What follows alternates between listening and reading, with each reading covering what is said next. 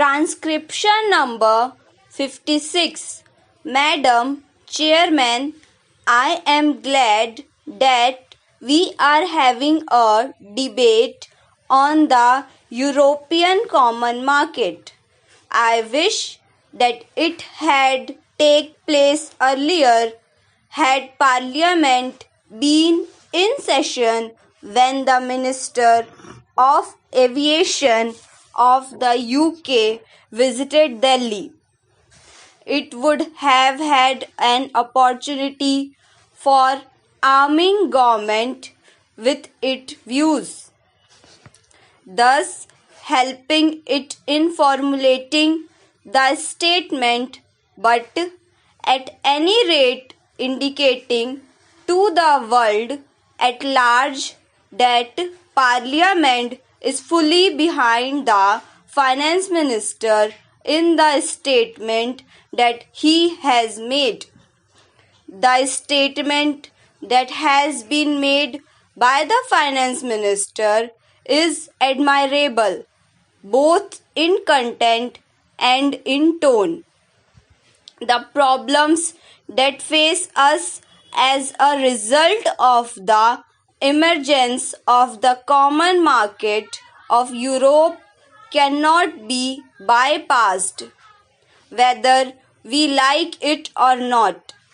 The future is with continental economies, and the emergence of the European Common Market of Europe is one of the steps in this direction.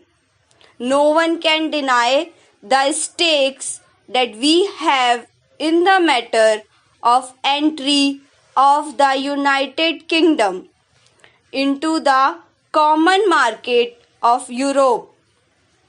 I have done some research into the actual position of our trade, and I think it would perhaps help the House to estimate the magnitude of the problem that is facing us.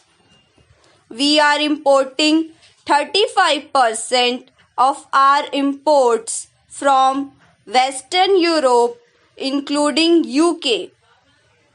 We are exporting about 40% of our goods to this area.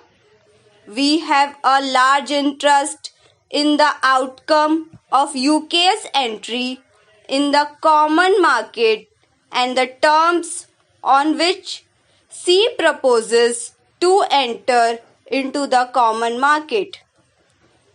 In the present circumstances, we cannot visualize what the terms will be, but we know that our stakes are great, and we have already indicated our deep interest in the terms which the UK would be able to negotiate.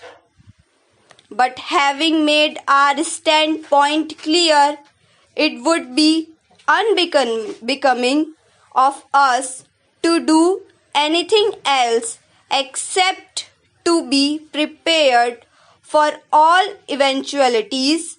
I want the House to realize that while undoubtedly this is a great challenge, we ought to be prepared and not content ourselves with giving expression to certain views which might give the impression to the outside world that we are in a state of panic.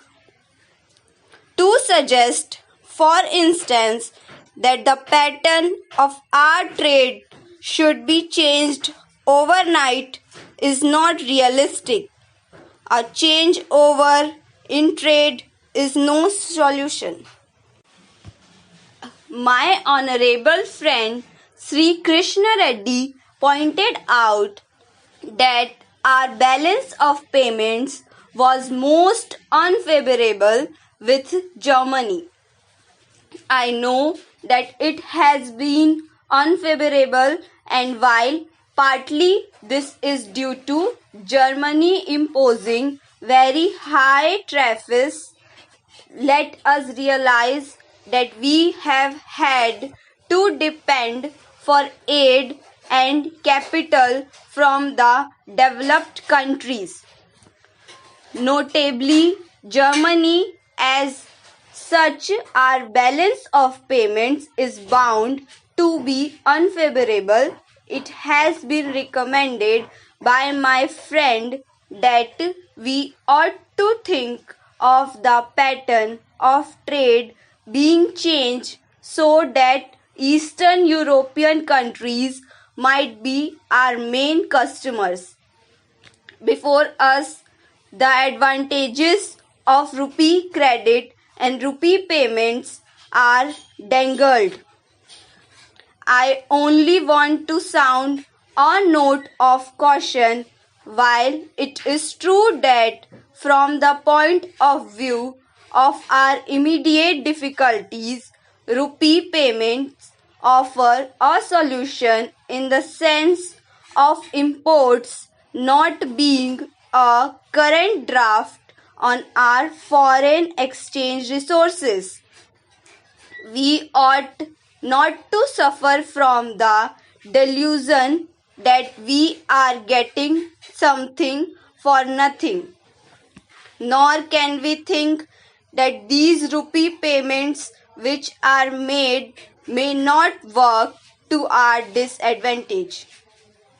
I do not propose to go into this question today, since the issues that merit consideration are different. I hope that Parliament will have an opportunity of discussing the whole scheme of rupee payments on some other occasion, so that we might have an opportunity of weighing the advantages and disadvantages of such rupee payments. No one for a moment object to diversified pattern of trade, a structure of trade which is not dependent on any particular grouping of nations. We have emphasized to a certain extent this diversified structure of trade. Probably in the future we have to emphasize it even more. But what is the problem position today, as it is the terms which can be arranged for UK's entry into the common market are not dependent on that country alone. They are dependent on others as well. This is the position which we face. We should now find out how best we can line with this situation. There is one thing which has to be affirmed on this occasion. I hope Parliament will affirm it, because there is a danger of our overlooking it, to the extent that we suffer by the new groupings in Europe. The moral responsibility of those countries to compensate us in all the greater. This would be in conformity with the trend of modern things in a modern welfare state. If an individual derives a benefit and others suffer injury, there is a principle of compensation or reparation that comes into operation in such a case. Thank you.